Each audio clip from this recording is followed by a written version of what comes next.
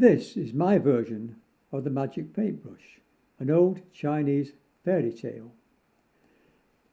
A crowd gathered round as a man pinned a notice to the wall in the village. The notice read, "Everybody will pay more taxes to the emperor."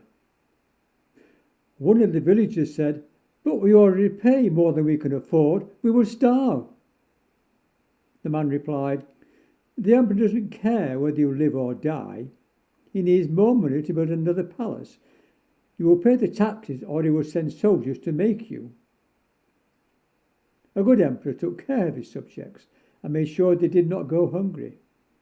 Emperor Ming was not a good emperor. All he cared about was himself. Mi was one of the villagers. He was 10 years old and came from a very poor family. He was too poor to go to school, so he was very bad at math. But, like most people, Mi had a special talent. In his case, he was very good at drawing. He could not afford pencils or brushes, so he drew pictures in the sand using a stick. His drawings were very good, but Mi wished he could use a paintbrush. One day he passed a school where boys were being taught to paint. He looked inside and saw the boys had easels and brushes and were painting pictures. The man who was teaching them said, "What do you want?" Mi replied, "I would like to paint." The man said, "Go away. This is only for rich boys." Mi was very sad and went to the beach to draw on the sand. Suddenly an old man appeared and spoke to Mi. He said, "You are very good at drawing, so I will give you a paintbrush. It is a magic paintbrush. Whatever you paint will appear real, but you must only use it for good things, not bad things." He gave Mi the brush and then disappeared. Mi didn't really believe that the brush was magic, but went to a stone near the sea and painted a picture of a fish. The picture suddenly came to life. A real fish appeared and jumped into the sea. He painted a dish of rice, and this also appeared as a real dish. Mi ate the rice as he was very hungry. Mi was a very kind boy and realized he could help the people of the village. He went to see the villagers and used a magic paintbrush to provide food for them. When he saw a man with a broken cart, he painted a new wheel for it, and he helped everyone who needed help. He could have made himself rich by painting gold and jewels, but Mi knew he should only use the magic paintbrush for good things. There was a rich merchant living near the village. He had lots of money, but he was a very greedy man and always wanted more. When he heard about the magic paintbrush, he sent his servants to capture Mi.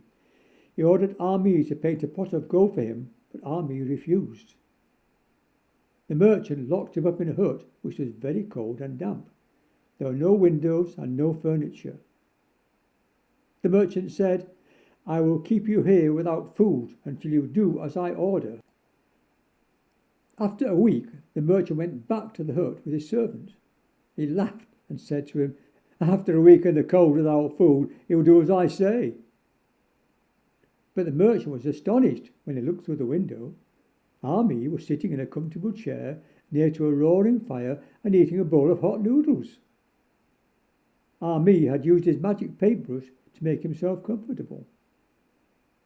The merchant was very angry and tried to open the door, but it was barred shut. He charged at the door, threatening to kill Mi. When Mi heard this, he painted a window on the wall and he painted a ladder. Then he escaped from the hut. When the merchant finally broke open the door, he knocked over the fire and the hut burst into flames and he was killed. Mi ran back to his home in the village and continued to do kind things for the villagers. Mi was very happy, but soon the emperor heard about the magic paintbrush and ordered his soldiers to bring Mi to him. "I am your emperor," he said, "and I command you to paint me a mountain of gold." Mi knew he should not use magic paintbrush for this, but he dared not disobey the emperor. Then Mi had an idea. He painted a huge mountain of gold, but he also painted an ocean with a mountain at the other side. The emperor commanded him, "I must have all that gold. Paint me a ship, but make it a special ship with lots of gold and jewels on it." Ami did as he was told, and painted a truly magnificent ship, which was ordained in gold and jewels. The emperor set off with his men to go to the mountain of gold, but the ship was so heavy with all the gold that it sank in the ocean. The emperor and all his men were drowned. The villagers were overjoyed at the news, but wondered if the new emperor would be as evil as Emperor Ming. However, the new emperor was a much nicer person and reduced all the taxes so that everyone could live comfortably and without fear. Ami used his magic paintbrush one more time to paint an ordinary paintbrush and an easel. He lived happily in the village and painted lots of pictures which were not magic.